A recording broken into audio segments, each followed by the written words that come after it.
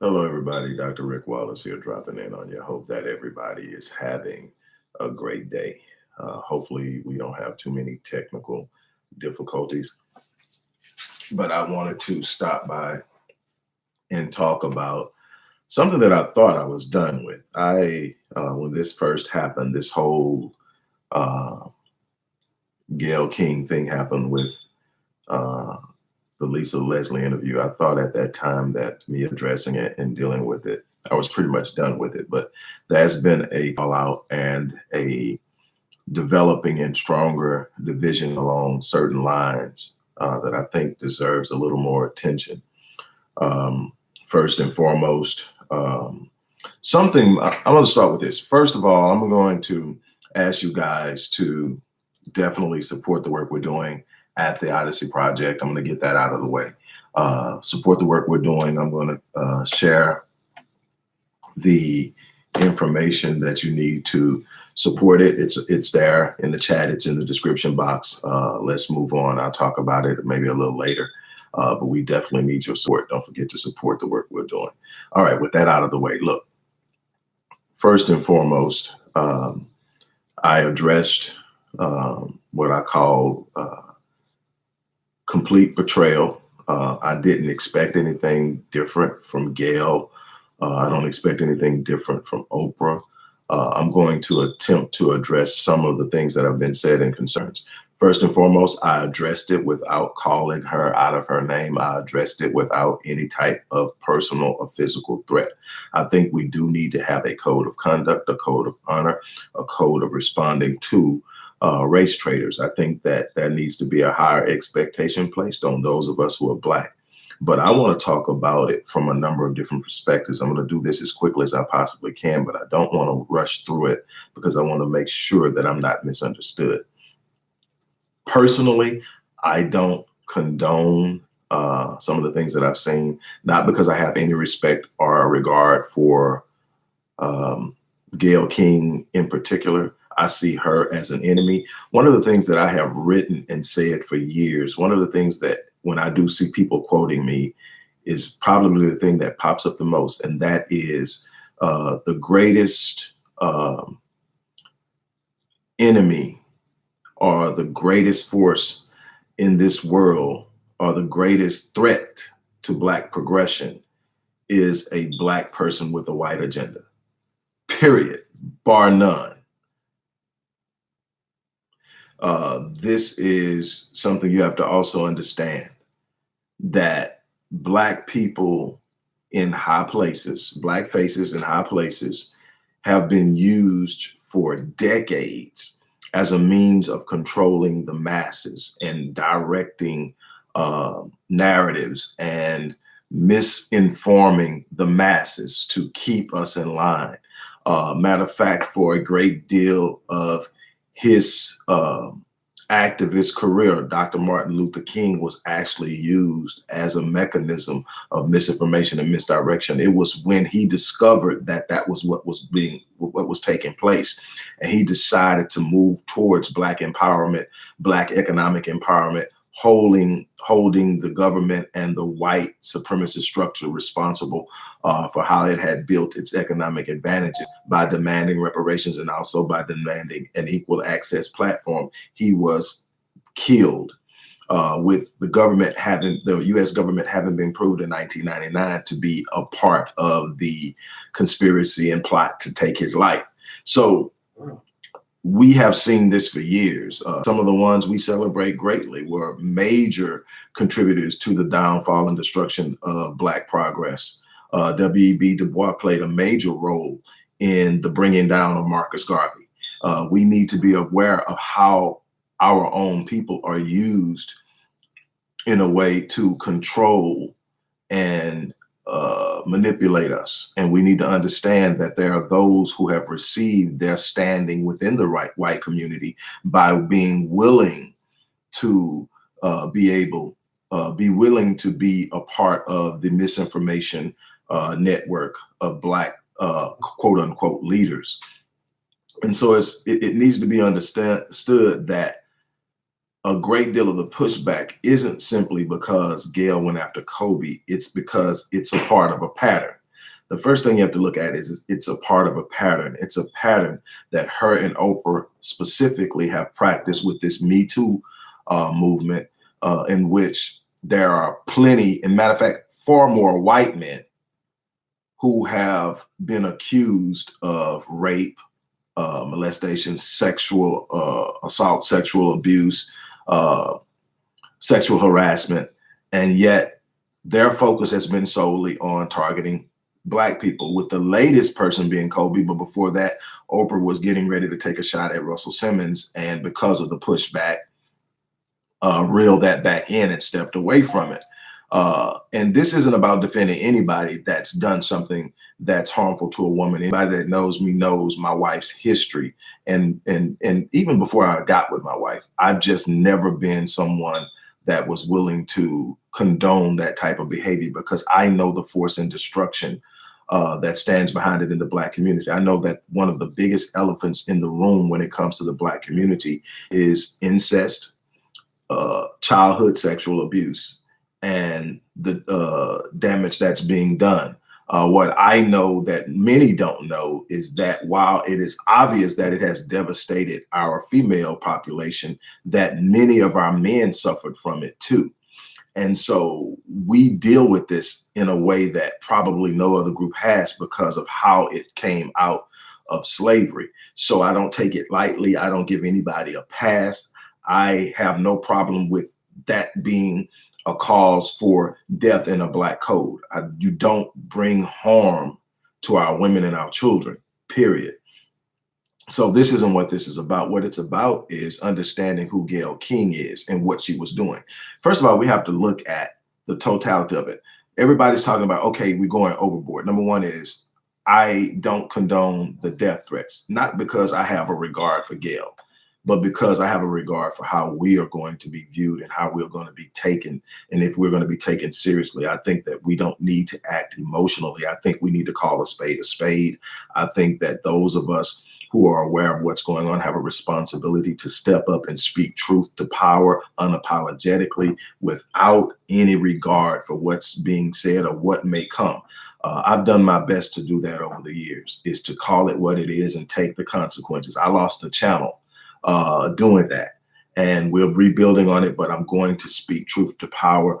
I am not going to cower. I'm not going to take sides on anything. I'm going to speak truth and right. What's right for my people is what's right for me.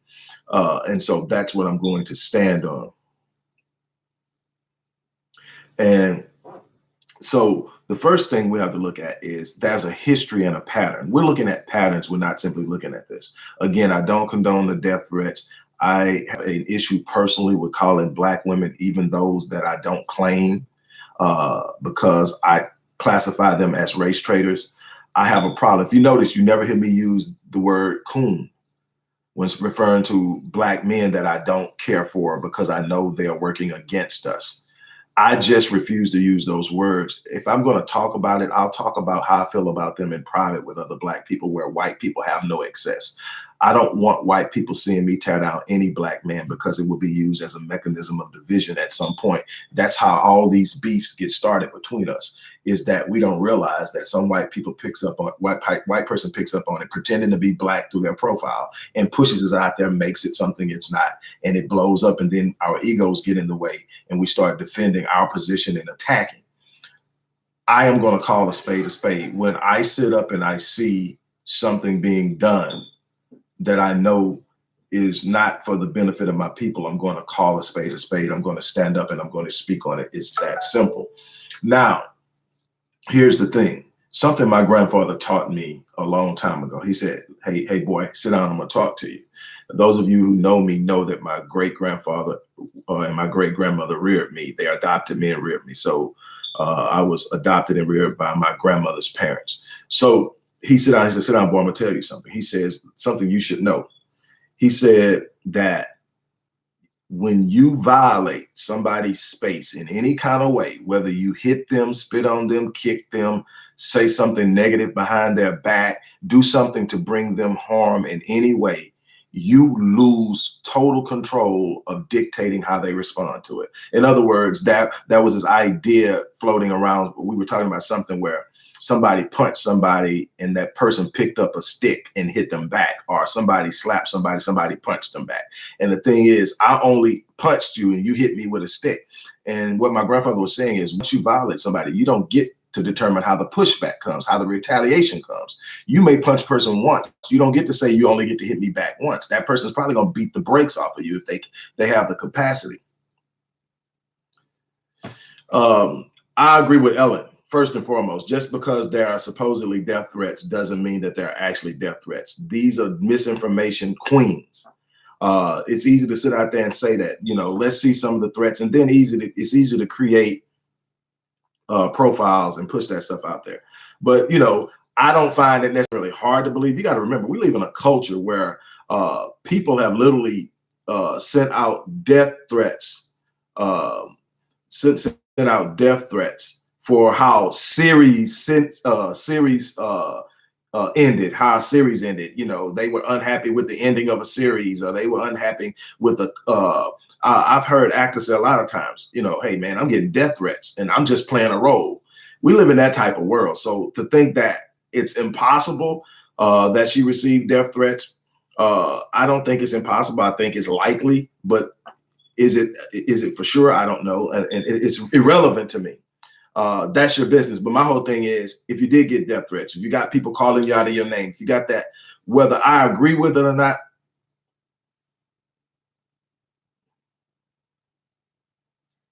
you know, do I believe that it's likely? I think it's likely, but do I know for sure? I know Snoop definitely said, we're gonna roll up on you, or whatever he said, and that can be taken a lot of ways. Anybody who knows the streets knows what that means. Did he mean it literally? He said, until I'm going to keep riding on you until I see you, and I'm going to let you know then how I feel about you. So you got to put all of that together. My thing is this. Here's the thing, though. You don't get to take that shot, whether it's journalism, whether it's whatever you feel. You're saying it was a professional responsibility, but you don't get to take that shot and then dance behind the shadows and say, you can't come at me. Yes, journalism is journalism. You get to go out there and you call things, but we know for sure that people are going to ride on you if they don't agree with you.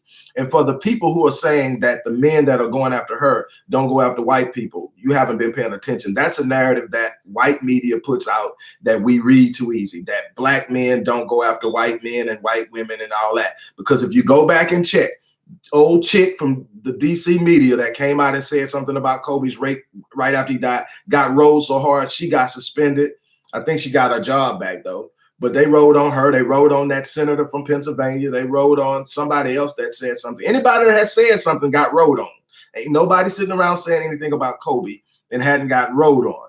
But that's the first thing that comes out is we don't ride on white. I call a spade no matter who does it. And I'm going to go harder at black people because we've got them. They are who they are. I expect white media to do stuff, but I don't expect them to be able to use black people to do it. So yes, I'm going to go harder at the black person.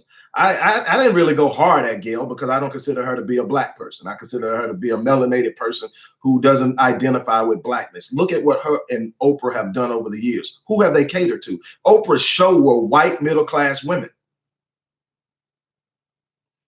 Look at what the situation. My situation is this.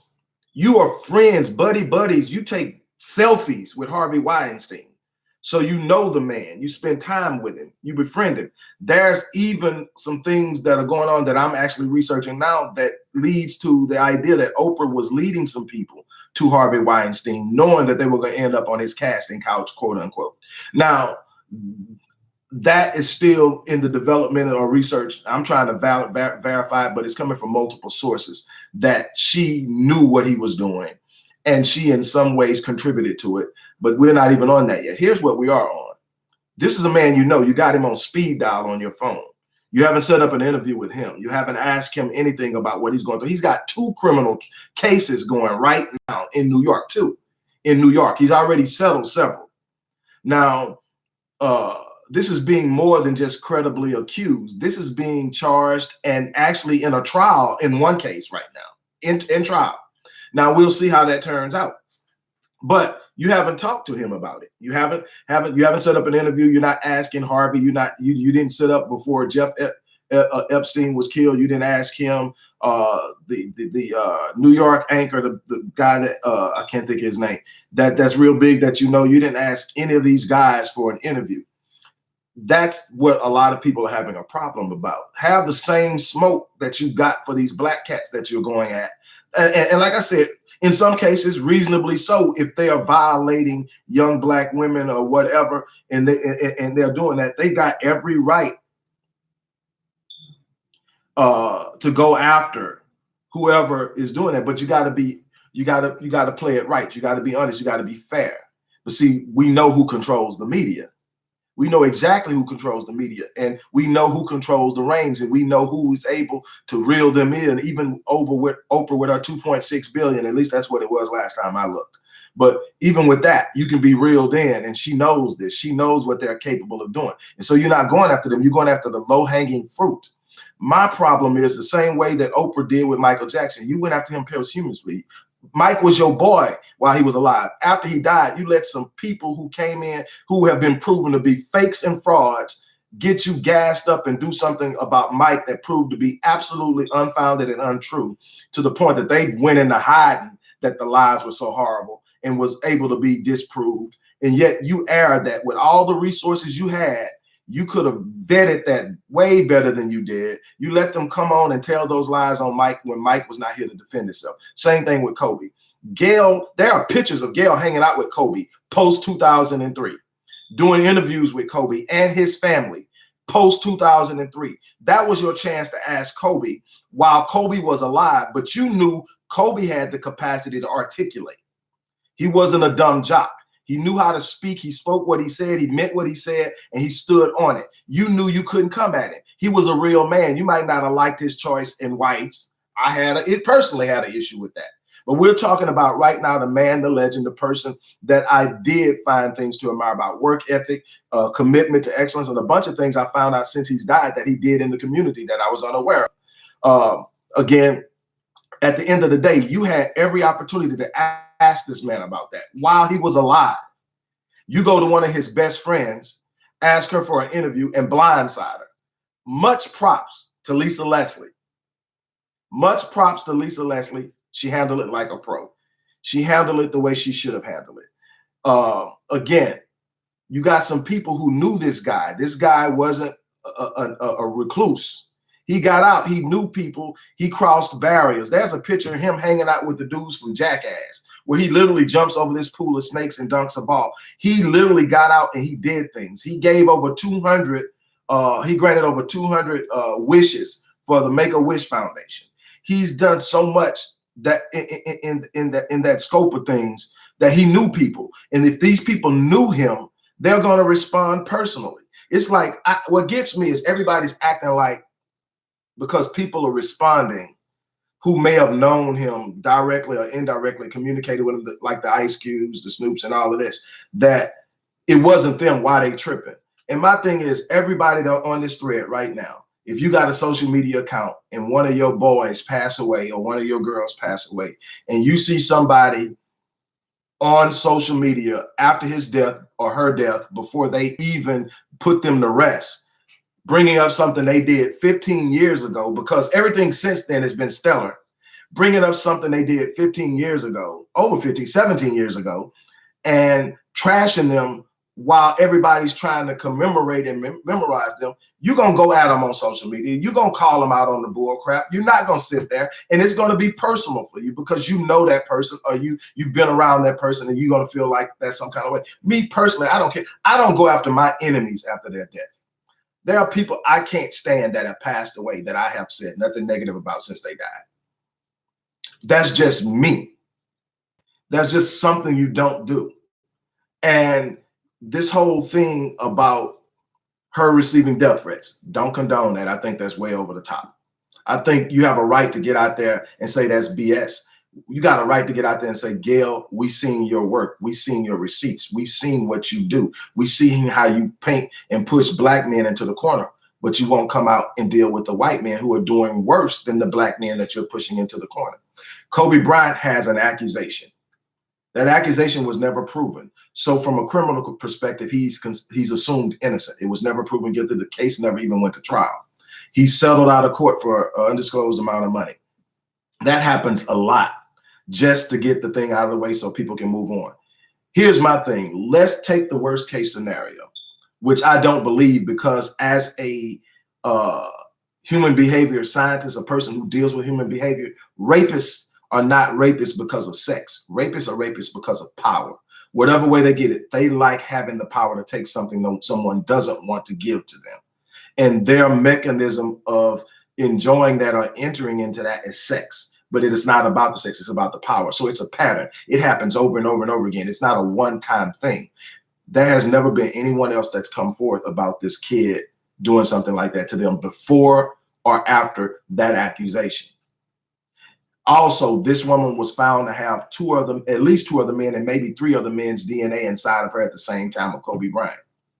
That means that day she had been with those dudes. That's her business. I don't judge women on how they do they get out, but you have to look at that and say, okay, that's the type of person she is. So somebody that free, all of a sudden having to be forced to give it up to a millionaire. Can it happen? Absolutely. A woman can say no. Say yes to a bum and say no to a millionaire. It can happen. I'm not making the argument. I'm saying, what if the worst case scenario, he did it? It was 17 years ago. He has not done it since. At least nobody's accused him of it. He's grown. He's shown the ability to evolve, and he's left an impact so huge that when it was announced that he died, it shook the world. That's where we're at right now. Let that ride. If you want to bring up some things about let that ride. Let those people bury their husband, bury their father, bury their son, bury their brother. Allow that to happen. Have that type of respect. And for those who say that I'm only doing this because I'm being a man defending a man, again, you don't know me, because I ate Mark Lamont's ass up when he went after Dr. Frances Cress Welsing within a week after her death. And that's it. You know, what we have to understand is we are in a place, and this is about the whole Gayle thing more than it is about Kobe, because I see some of the things popping up about Kobe and all of that, and you know how he dealt with his family or whatever. Number one is, having been a former athlete and been around athletes all my life, at some time you do have to cut family off. And from what I heard, he didn't just cut his family off. He gave the same rules of engagement to her family. So whatever that is, it is what it is. But some people that I talked to, there was a lot to it, and I'm not going to get into it. My thing is, like I said, personally, I was not happy or thrilled with his choice as far as a wife. And that's me personally. I'm never going to love anything but a black woman. And I'm not one of those people who say that you can't control who you fall. I think that's BS, because nobody's going out there accidentally falling in love with 3-time felons and broke men and all that other stuff. You know exactly what you're capable of doing. Nobody's falling in love with women who done proven that they have nothing. So you choose what you like. And then you open up the group of people you're willing to deal with. And that's where you're going to find your mate. So you have control over who you fall in love with, period. Now I digress. Look, my whole thing is this. You don't get to throw a stone, and when stones start coming back, sit up and say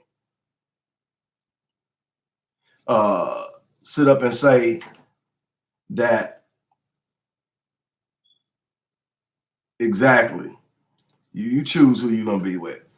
Exactly. Like I said, if you couldn't control who you fell in love with, you would see people falling in love with people that are unattractive to them, people who have done things that they don't approve of, people who come from backgrounds they don't approve of, all these different things. You find something that you are attracted to and you open yourself up to it. If you're not attracted to it, if it's not what you're looking for, you're close to it. You're not falling in love with something that you're not attracted to.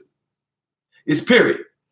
And I'm going to move on for that. So that whole idea, you don't, and that's why brothers can't come to me with that. If you chose it, you were open to it. I know that for a fact because I've been exposed to every type of woman that could possibly be with the career that I've had over my time. Never been with a white woman, ever. And that was a time as an athlete when I was single that I was pretty out there. And yet never. I knew what I wanted and what I liked. And it's not a part of life I'm proud of, but that was one thing that I wasn't going to do. It's just never been in me. Nothing against them. They're not for me. Ain't no woman going to understand me like a black woman. No woman can give me what I've seen growing up, but a black woman. And that's the love between my grandparents. There's a unique understanding and connectivity that they understand about the life they've had to go through and live because of their blackness. I relate to my blackness before I relate to anything else, religion or anything. My blackness is the first thing that I connect with when I wake up in the morning. And I don't want to share it with no one else but a black woman.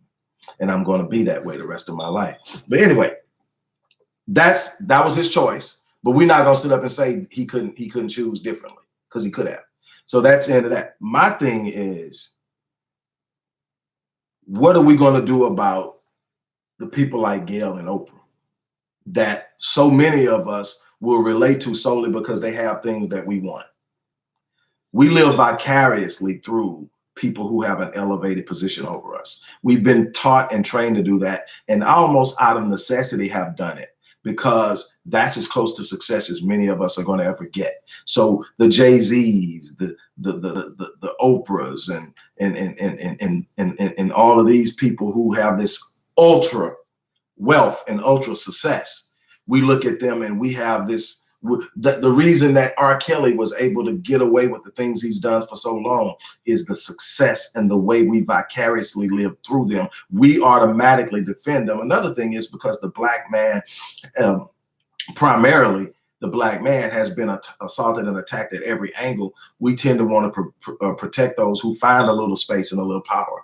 And if we don't really take a time to look at how they're using that space and power, and if it's really to benefit us, to mislead us or misguide us. And the thing, we can look at hip hop, we can look at a number of other things within the media, and we have to examine it and ask ourselves simply, are they really serving us or they're serving themselves? Or is our blind loyalty to them actually serving us or serving them? And we have to be aware of the fact that, as a rule, high black faces in high places have not served the black community well. If you look at it, the people who were really truly for the black people didn't last long, didn't fit in well with the system, didn't align with white supremacy, and set well. They were constantly under the gun, the Marcus Garveys, the Malcolm X's. And when Martin switched over and became economically aware of how things were going down, and he switched and he started talking about integrating his people into a burning house, he was quickly eliminated. You have to actually sit up and look at who has actually been an enemy of the state, and you will see it's not going to be the people who are way up here. It's the grassroots people who are on the ground fighting, the people who have the ability to move the people, touch the people, and actually care about the people. Look at the Black Panthers. From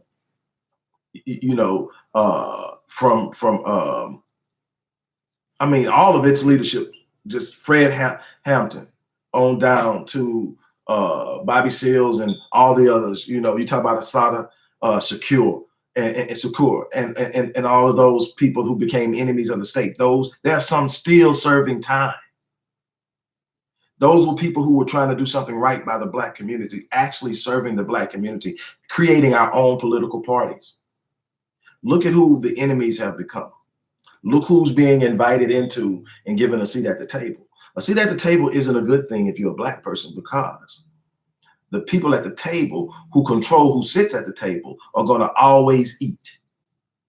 They're always going to eat the best. They're going to always eat first. They're going to always eat and offer based off of what's going to benefit them. So when you see someone sitting at the table, it's because it's to the benefit of those who control the table. Always. It's those talking about building our own table that scares the shit out of the people at the table. Because what if one day their table becomes bigger than, more stronger and more powerful, more influential, more fluid than ours? And it's possible. So we need to send these we've let sit at the table over there to redirect that conversation about building a table. You don't build a table. What you do is, we got a seat over at this table. You come over to this table, hang around the table, and we're going to throw you the scraps. We're gonna save some of this stuff for you. We're going to send you the scraps. We don't want you talking about building a table, so we're going to send them over there to stop you. And what you're going to do is, you're going to see, they playing by our rules got them way up here. They billionaires now. Your Dr. Dre's, your Oprah Winfrey's, and all of these, they played by our rules, and they're sitting at our table now. But with all that money, you can't create schools that actually teach our kids in our community. With all that money, you can't sit up and build institutions that will fund Black businesses in our community. With all that money, you can't. No, because that's not going to be allowed under the current administration, the current policies, the current rule, the current leaders and elite who sit at the table. The same thing with the Black church. You can't be taking $325 million a month out of the Black community nationwide, and then there not be any financial institutions to help empower the Black community within. That all of the dollars that are coming in to revitalize are white dollars driving out Black people. See, that doesn't line up. So what are we doing? We're sitting up trusting people because they say they can be trusted, or because that we've been historically told that they can be trusted, and that we haven't sit down and traditionally and historically tracked the track record of the church, the Black church, the track record of Black elite, the track record of Black politicians, and to learn that none of them have served the Black community. It is still the grassroots people that consistently come under fire and tires on the back. The last person I think about that totally broke my heart, and we don't even talk about anymore, is Darren Seals, Ferguson. He was telling you how the game was being played. He was telling you how Black Lives Matter was being funded by George Soros and being pushed in to circumvent and usurp the true movement in Ferguson. That was grassroots down to they were about to turn that city upside down. They came in and stole the momentum through Black Lives Matter that does nothing right now for Black men being killed in the street, which was what that movement was about. It does nothing to service. It's more now about feminism and the LGBT community. The letters, I can't even get them right now, that community, than it is about the dying of Black men at the hands of police officers, police brutality, and the things that actual movement was about. That's how the game is played. The real true fighters, they were pushed and moved underground. At least 6 or 7 in Ferguson alone were killed, starting with Darren Seals. True warrior, told the truth, truth to power. What they replaced him with: Sean King, Roland Martin, people that's sitting up talking at the side of their necks, supporting a dim party that is totally disrupted, has nothing and done nothing but screw us. We know what the Republicans are for, so it's easy to see them coming a mile away, and we have a hatred and a vitriol for them like no other. But we see the Democrats and we automatically think they're for us. You know, they gave us our first Black president who gave us absolutely jack.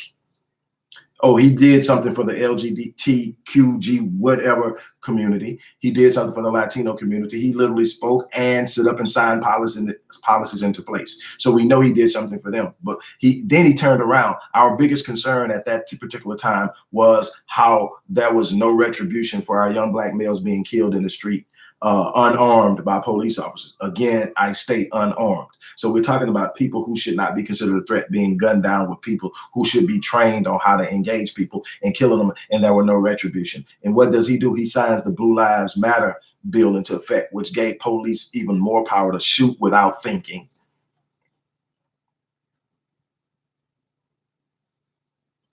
And so that is a part of it. So my thing is, we have to be aware of who we are, where we are, what we are, and how things work. It is the grassroots movement. It's the people that you may not even know their name, that they're out there and they're doing this work. and you'll know their name after they've been killed. You'll know their name after they've been destroyed.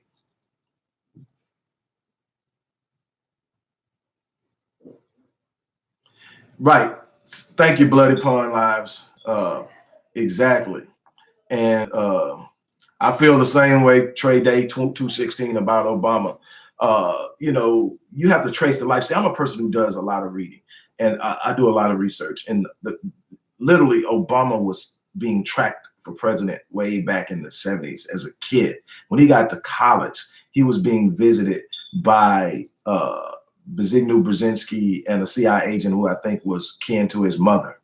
It might have even been his grandfather. I got to go back and check that out. But his freshman year in college at his dorm, that's the kind of visits he was getting. This Zbigniew Brzezinski, who was literally the man who was commissioned by David Rockefeller to start the Trilateral Commission back in 1972, is the same person that shows up. Again, this Zbigniew Brzezinski shows up in graduate school with Barack Obama, ultimately becoming the person who would be one of his top advisors when he finally makes president.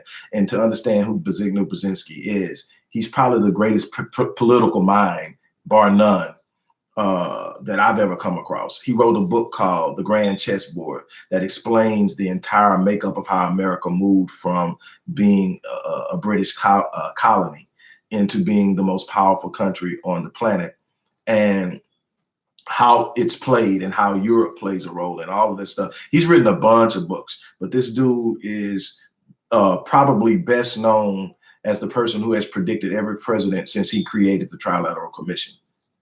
Some of them, like Barack Obama, long before they ever declared that they were going to run for president.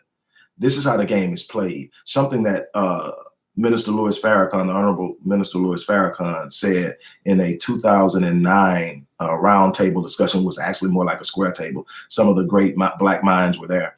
And he stood up and said, long before Barack Obama was elected president, he was selected. And we have to understand that's how the game is played. It doesn't matter whether you're on the right wing, the Republicans, or the left wing, the Democrats. Both of those wings are attached to the same bird, and that bird has been shitting on black people since we got here. So if we're ever thinking that they're actually going to be the ones that's going to bring us what we need in the way of justice, we have to recheck ourselves. So when it comes to people like Gayle and Oprah, back to the original thought, they are doing what they have been positioned to do: to misinform, to miseducate, to mislead, to misguide, to disrupt and distract. A lot of us are living vicariously through them, and you know, we're missing what the greed that created their wealth is doing to the impoverished, because we've been trained that you're going to be respected based off of what you have. So we're not looking to be impactful in any other way but sit up and aspire to have what they have without taking into consideration and account what it took for them to have it, and how many of us suffered for them to have it because of the way that they create the idea of lack through capitalism. There's no such thing as lack, but when you practice capitalism unbridled, greed takes over, resources are hidden, and the idea is placed on the masses that the only way you can get what you need is to go to those who have the resources. But see, that's not true. But as long as you believe in the system, is why we have votes in the first place. Votes are the litmus test of the elite that the masses still believe in the system as it is set up. And as long as the masses believe in the system as it is set up, they will continue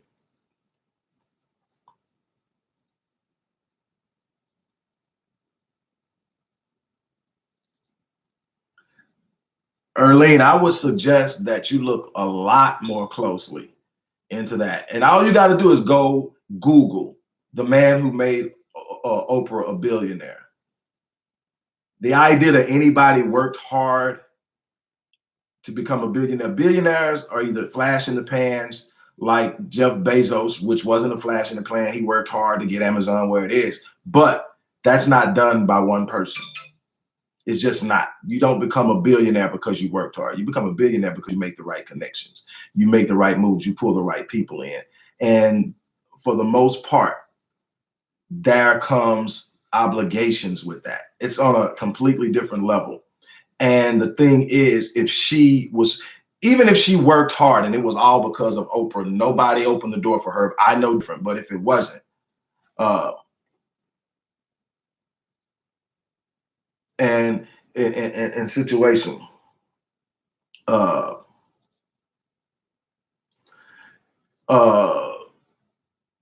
Hold on a second. I'm trying to keep up with some of this stuff.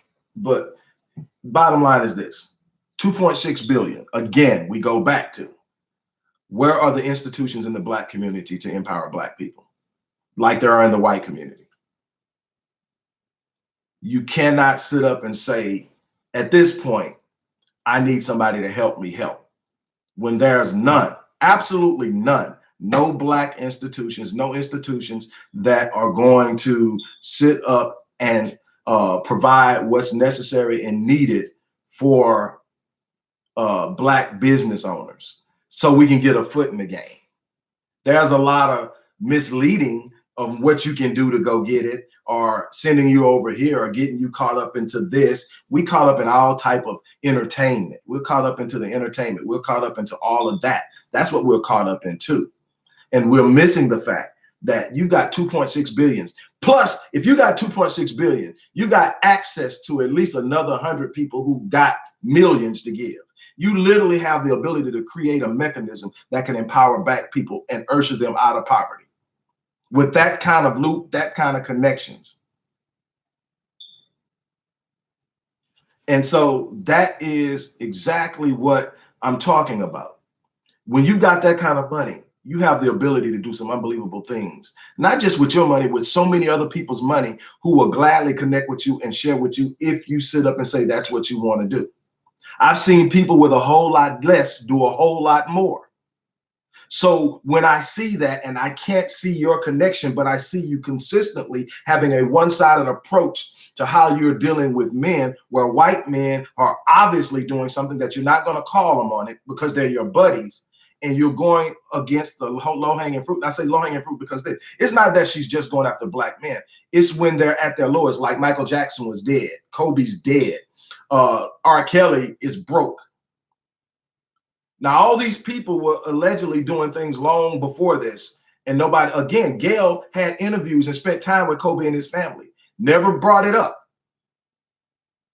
Never, ever brought it up.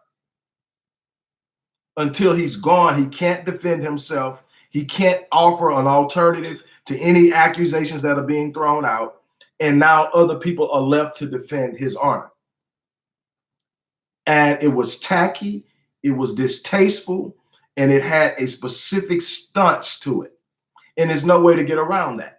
And like something else I was told growing up. And my grandparents, while they didn't have a lot of scientific evidence to back up what they said, it turns out the more and more I learn about human behavior from a scientific perspective and get some understanding, they were on. They maybe didn't know how or why, but they knew something that they used to. I was always told, you can know a person by the company they keep. Oprah's Gayle's best friend. Oprah's done it just like Gayle has done it.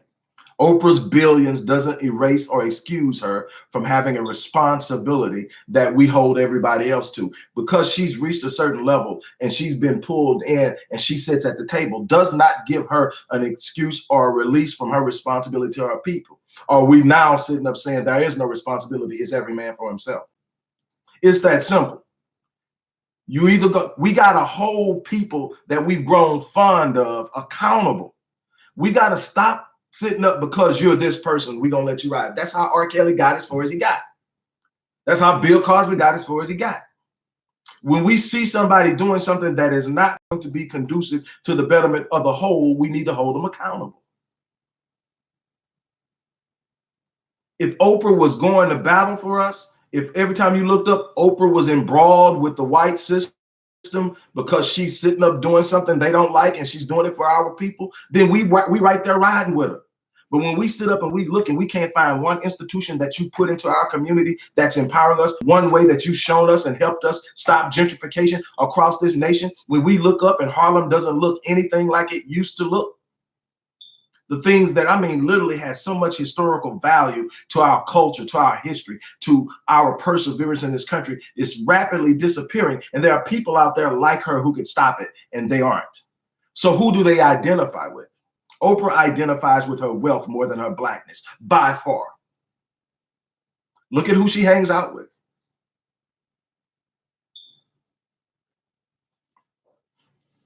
She's got way more selfies with Harvey Weinstein than she has with anybody else.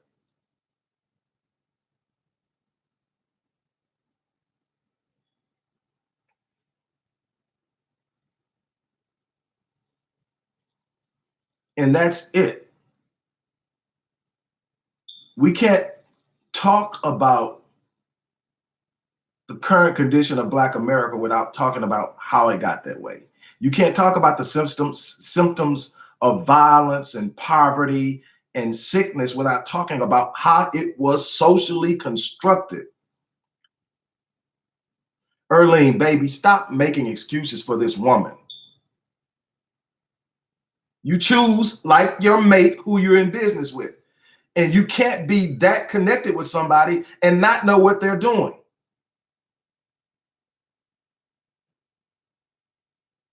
You cannot sit up there and say, I know this dude, I'm in business with him, and I did not know he was doing this. Especially when there's mounting evidence that you not only knew, that you had a role in it. We've got to stop standing up and defending people that haven't showed us any love. Who was Oprah when she was on and running and had the #1 talk show in the world for like 15, 20 years? Who was she catering to? It wasn't Black women. It was white middle-class women.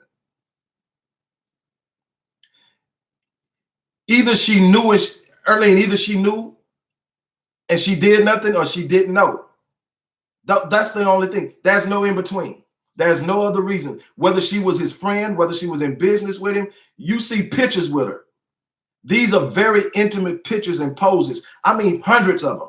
They've been around each other that much.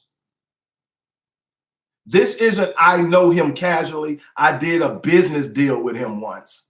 This is somebody I talk to regularly. And you can't tell me at that level of discernment, when you are that high up in the game, you don't see stuff coming a mile away. You have to, or people will take you. You know what you're seeing. You know what you're looking at. You know how the game is played. This game has been played that way in Hollywood and in media for years. You don't get in that game and not know what these men are doing. You make up in your mind where you're going to fit in and get in at. This is not anything new. This isn't something, it's just coming to a head. Social media is making it easier for people to state their complaints and be heard. This has been going on. This has been going on long before I was born 52 years ago. This ain't nothing new. This is something that has absolutely been taking place. And the bottom line is, we want to give her a pass because she's a billionaire. Because that's the only thing we got from her, from us. She's a Black woman who became a billionaire. So a lot of Black women are going to look at her and see aspirations and a bunch of other stuff. But the bottom line is, I judge my people about how they're carrying themselves with my people, period. Show me where she's doing this stuff, and don't tell me about the schools in Africa, because all kind of crap going on with that. Again, below the surface, we've been taught to take what the media gives us on the surface as truth. That's how they've controlled not just Blacks, whites, everybody else is controlled by the images of media. If you don't take time to break that down and look underneath it, you'll be told and you'll be led to believe things about people that don't exist. Bill Clinton, before Barack Obama, was the Black people's president, and he's responsible for so much destruction. Lyndon B. Johnson was another beloved. He was part of the policies that broke down the Black family. Over and over again, because the media puts something in front of us, we take it without examining it, and we don't get the full picture, period. The bottom line is, I can show you, I've sit up and talked about on this particular episode, multiple things that this woman has did that's been destructive to the Black community. Multiple things she could have been doing that would have been beneficial to the Black community, but she has chosen not to do, and we're still finding a way to give her a pass. Either she's been wrong or she's been right. There's no in between on this. You're either pro-Black or you're not. She's pro-wealth. And her friendships and her alliances show it. There are going to be some distinctions and some breakups, and you will see relationships. Pay attention to the relationships that she has with wealthy Black people and how they're starting to be strained. Just pay attention to it. That's happening. Learn how human behavior behaves, because you got some wealthy people, black people, who are trying to do something different, who are trying to create opportunities, who are trying to open doors in different ways and take some of the power away from the white media power structure. And watch how their relationships are being strained with Oprah as they do it. At some point, we have to sit down and look at the facts. The facts state what they state. Bottom line is, I'll give you one more and then I'm done. I'm done with it. I'll give you one more. A lot of people are saying they're trying to distinguish Gayle from Oprah. And so they're saying, I disagree with what Gayle did. It was wrong.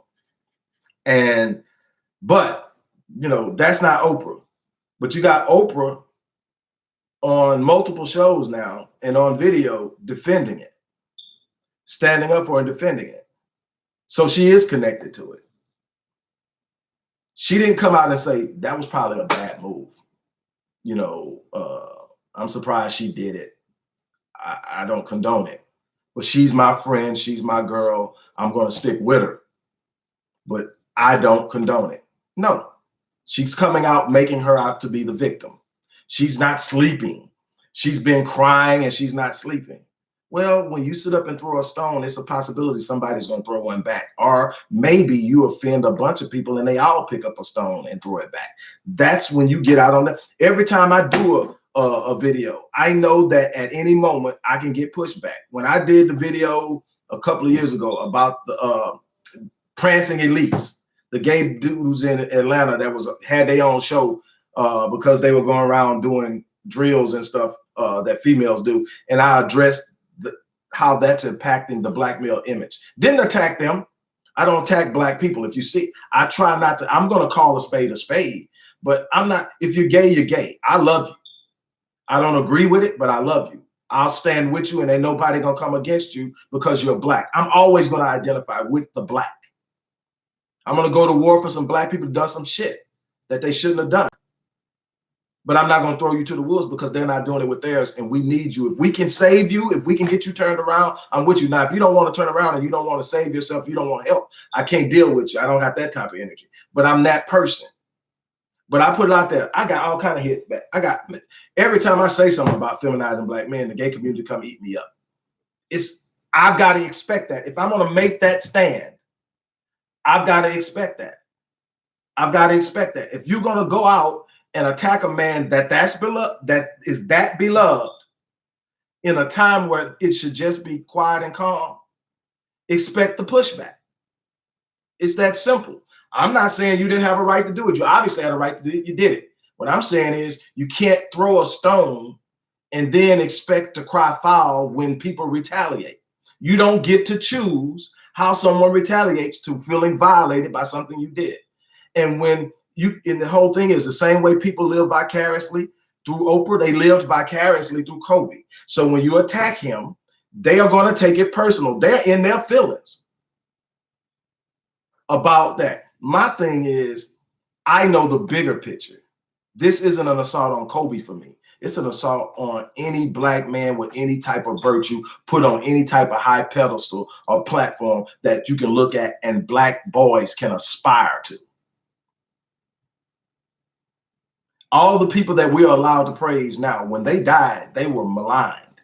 Malcolm and Martin were hated more than they were loved. Yeah, you had black people following them, but the vast majority of this country hated them. They became, after they were dead and gone and couldn't, then you start to get a little bit different view of Martin. Look, I could talk about this all day, and I don't have all day.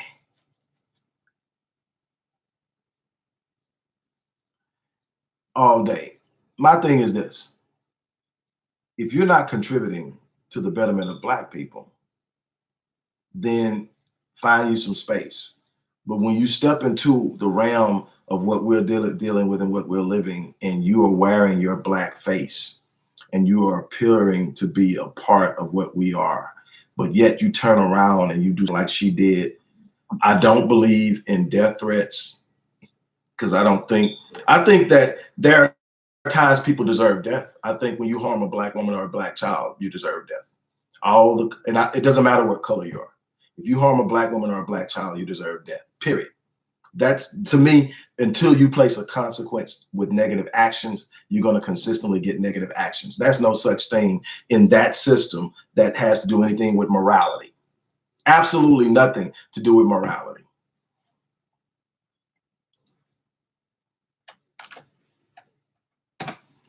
Hey, don't forget to support us. I put the link up there one more time. Look, hey, absolutely,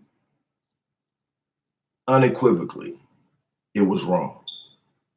I don't agree with the death threats. I'm not going to be a black man that's going to openly call a black woman out of her name, period.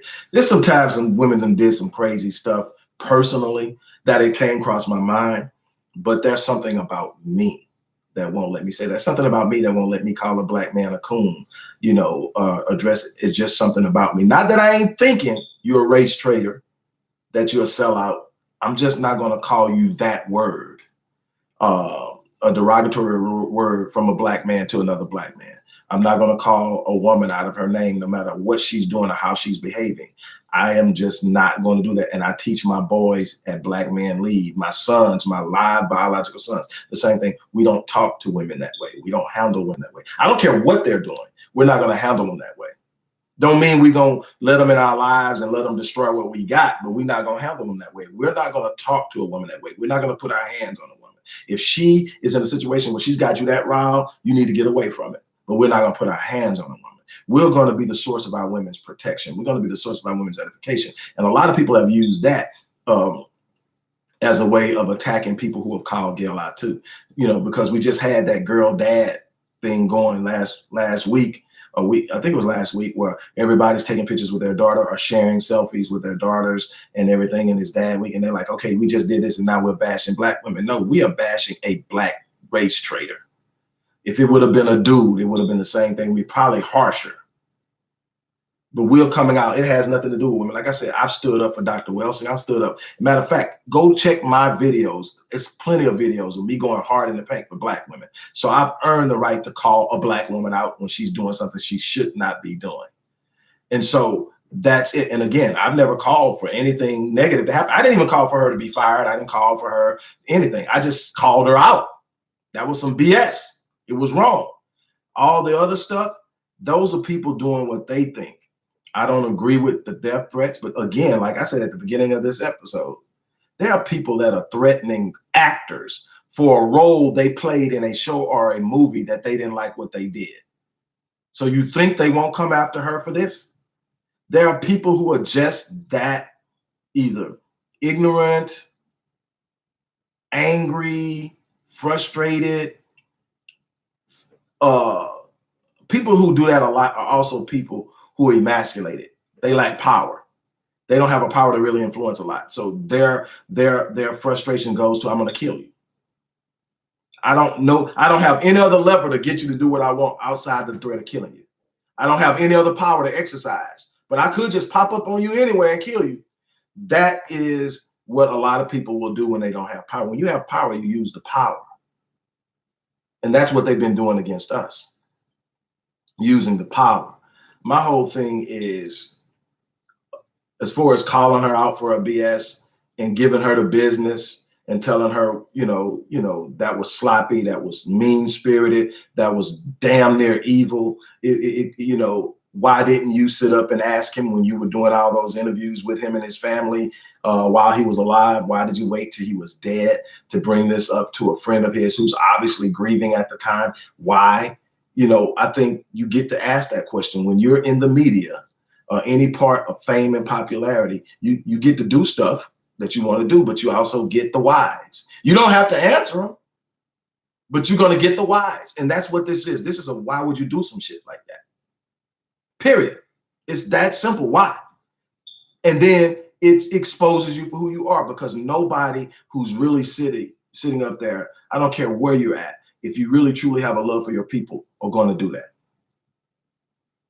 Nobody with any sense of decency would do that. Again, I expect it from white supremacy. They've never considered us to be equal footing with them as humans. They consider us to be animalistic. They consider us to be naturally and instinctively and inherently criminalistic. They handle us that way. It's important for us to be seen that way. That's why he's having this attack on his image. We need you to see the primitive side of him. We can't have him being this pristine. So we're going to break it down, and we're going to go back to this one time. And we're going to keep hammering it until it sets into the psyche of the people and it sort of diminishes him. We can't have him looking as close to perfect. And nobody's perfect. Nobody's close to perfect. But you got somebody like that, and people are remembering just the good. And oh no, we can't just remember the good. This is a black man. We can't have that. The idea of a black man being a father, being a husband, being a business owner, being more than a dumb jock, can't have that. Somebody that took control of their business and financial career early in life, can't have that. You know, one of the people that we're not going to be of that 72% that's going to go broke 3 years after they retire, can't have that. We got an idea of the athlete. We can give them money, but they're going to blow it to give it back. We can't have one that's actually building and earning more than he was earning as an athlete. Can't do that. We got to dirty it. We got to dirty the water. We got to stop that. And I have no problem with people calling out anybody. I get called out even when I'm right. I expect it. This is what I do. I sit up and I share what I learned. I give my opinion based off of my experiences and my acquired knowledge. And not everybody's going to agree with it. And when I came to you guys years ago, I told you I wasn't here to be popular. I wasn't here to be liked. I wasn't here for all the shares and the viral content. That's why it took so long to build that other channel to where it was. It's because I came correct and I came back. And when I found myself in a situation where I was corrected and I saw where I was wrong, I came back and I apologized. I have no problem with admitting I don't know everything and that I'm still learning, and I'm sharing what I learned. But I know because of this little space that I've created for myself to share with my people, I'm also a target. That people are going to hold me accountable for what I say, that people are going to come at me because they don't like what I say, even if what I said is true. That's what we have to sit up and be aware of. And it is what it is. The bottom line is we have so much work to do in way of research. People like me are not appreciated. People like me are not really truly respected for the work we do, because for every layer that you see in media that you call your reality, there are 100 layers below it that tell you the truth. A lot of us are literally dealing with one another based off of falsality, based off of erroneous narratives that have been presented to us by way of media. How we view each other as black men and black women are completely different from the truth in the narrative. Most black men don't marry black women. Most successful black men don't marry black women, but those are the ones that are paraded in front of us. So now we have a notion that when a black man get a little piece of money, he marries a white woman, when the truth of the matter is 88% of black men are married to black women. 88% of married black men are married to black women. That's the truth. We're given the idea that black men are the most destructive and hateful force against black women, and we don't love black women, and that there's no danger or force to us, when the truth is that 25% of black women have experienced domestic violence, but 20% of black men have. While the injuries go up for women, which could be for obvious reasons, a man is more physically capable of harming a woman than a woman a man, but also a man is less likely to report it than a woman. We see that actually we've got a problem on both sides. We've both been taught to be violent as a mechanism for when we don't get what we want. We've been taught to strike out. We grew up in homes where our parents hit us when we didn't do what they said do. What do you expect's going to happen? Am I making an excuse? No, but I'm saying that the reality as of what's being presented versus what's really going on is completely different. If you don't take the time to look, you're going to take your view, and your view is going to become the only reality that matters, and it's not going to be complete. I don't get to just chase what I believe. I have to chase the truth. And oftentimes I am forced to look at realities that I had no idea existed. But that's the truth. The truth is what's going to empower us, not what we say is happening to us or who's doing it, but the truth.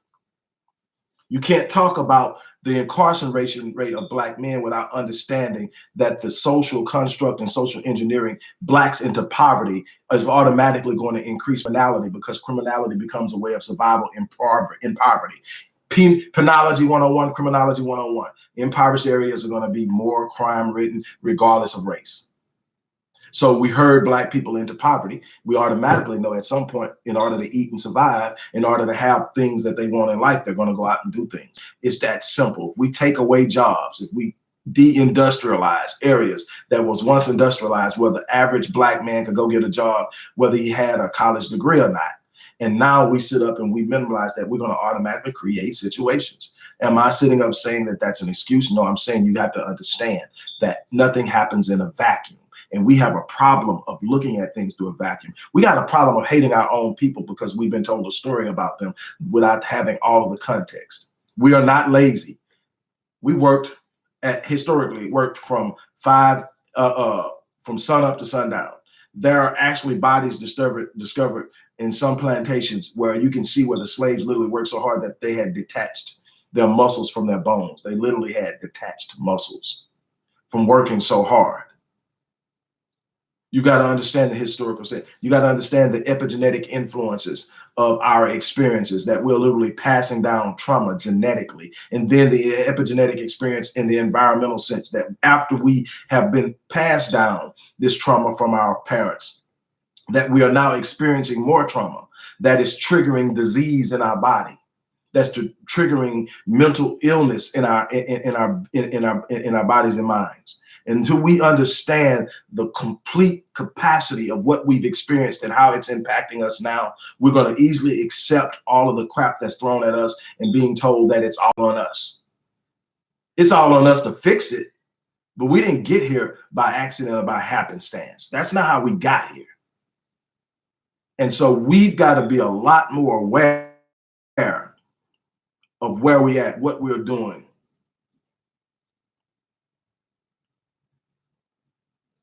That right there is huge. I'm telling you, for everything that you see, that you're getting an image of, this is what's really happening. There are layers underneath it that show a whole different picture, a different reality. And we are judging one another off of what they are purposely feeding us to control our thinking. You need to understand propaganda and how it works. Period.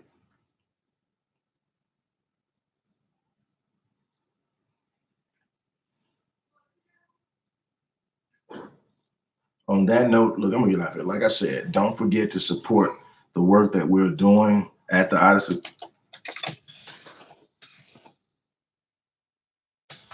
I'll say it one more time. Don't forget to support us with the work we're doing. Black Men Lead, Rite of Passage Initiative, the Restoring Ghettos Forgotten Daughters, work we're doing with traumatized young women. A lot of it's been done by my wife, for girls who are detained in detention facilities as minors, youth facilities. We're doing work in the community together. Obviously, I do work inside and outside and every other way you can possibly with the Black Men Lead. That's from ages 4 to 30. Young Black males, rite of passage and beyond. And we're doing that. We're also really working hard right now to build a network of mental health resources for young Black males. We have too many of our young males hurting themselves and hurting others, and we're not doing enough about it. That's something that we are definitely, and we need your support. And just thank you guys for stopping by.